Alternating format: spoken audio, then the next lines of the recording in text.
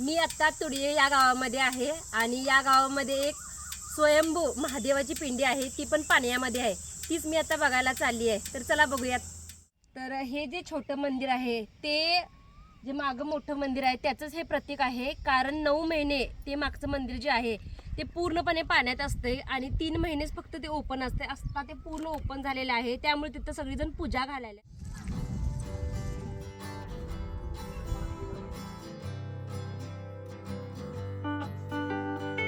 श्री रामलिंग मंदिर प्राचीन काळापासून अस्तित्वात आहे.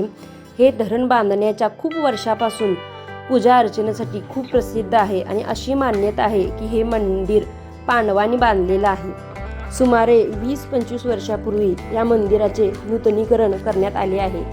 हे मंदिरच्या भोवतीन जे पाणी आहे हे कधीही आटत नाही. याच्या बाजूला छोटं भैरवनाथाचं मंदिर देखील आहे.